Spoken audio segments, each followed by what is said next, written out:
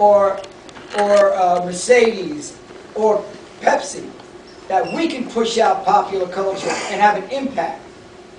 So it's as much as a marketing experiment as it is a technology experiment and a fashion experiment and a fun experiment. Along those lines, not to be too controversial, but We can handle controversy. how do you feel about the Apple DRM announcement, and do you think that that is going to change the tide for digital music going forward?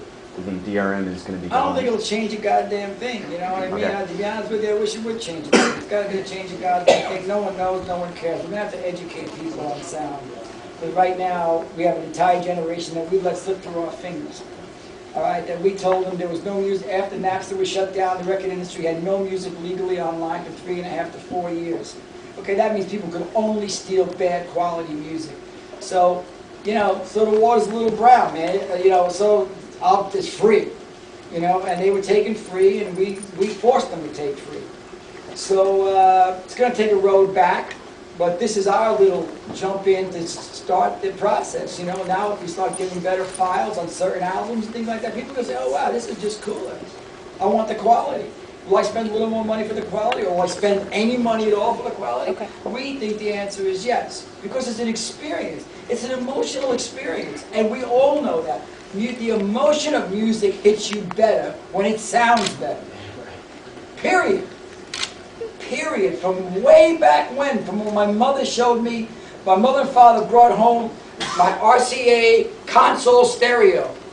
The first thing I did was go out and buy a Jimi Hendrix album to play on it. I said, wow, listen to that, you know, and it was easy. radio. Was that? It was easy. Well, it People was. want to be easy too.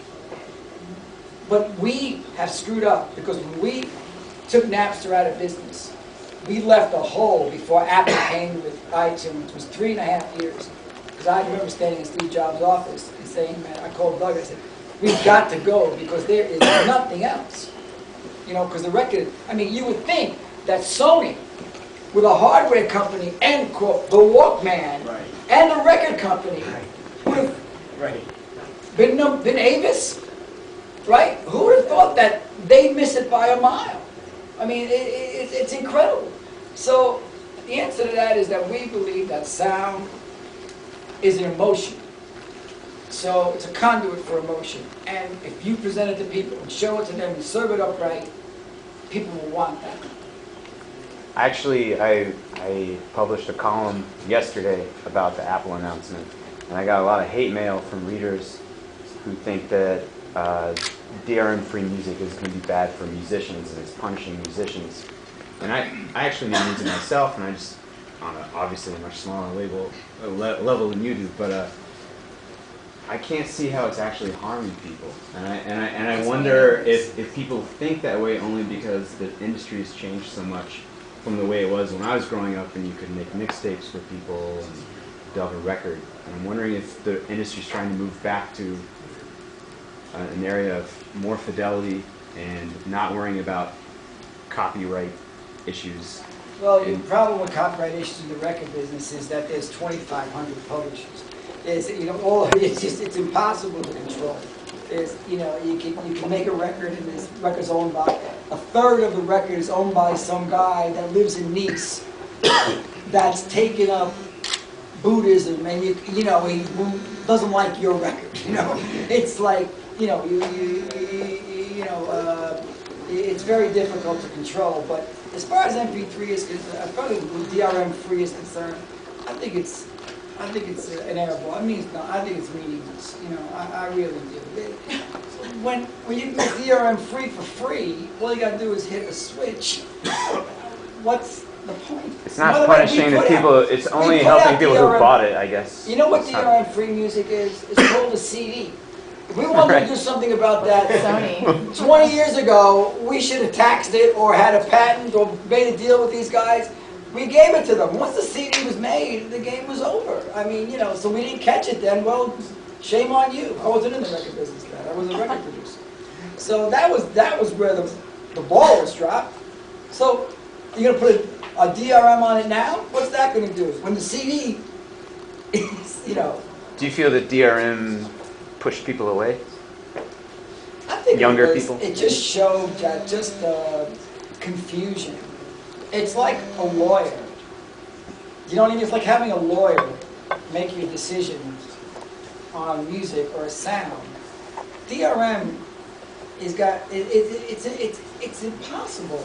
How could you make a CD on one hand and put DRM on music on another hand? I mean, it doesn't make any sense. It just doesn't make any sense. Have the guts and scratch the CD and start from scratch again and embed it in all the masters and go say, okay, we're starting over again. Guess what, Samsung, Sony, we're starting over again. You can't get music unless it's like that. I mean, that's a really wild thought, but it doesn't make any sense. And you know, I was for the move, and I know Doug Morris was, you know, for a long time. So we went to Amazon without DRM. So.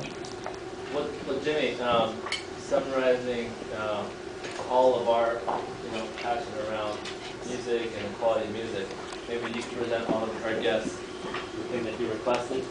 Oh, there you go. Look at that. Wow, hey, that's very cool. Look at that. Look at that. Look at that little Father's Day gift, right? There you go. There you go. Sound Matters, and our favorite thing in the whole world. Beats by Dr. Dre.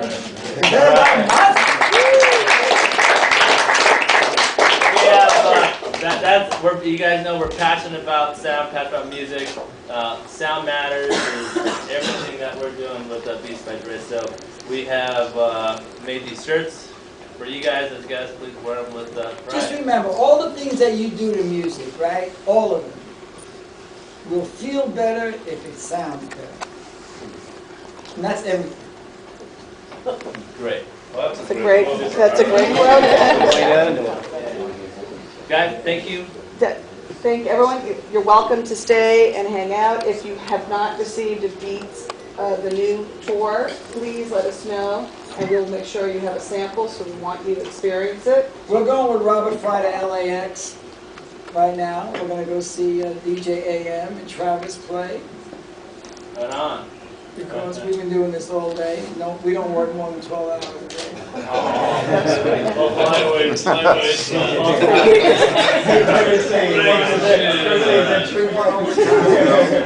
Well, Jimmy and Dr. Dre, I know, really appreciate you guys taking the time.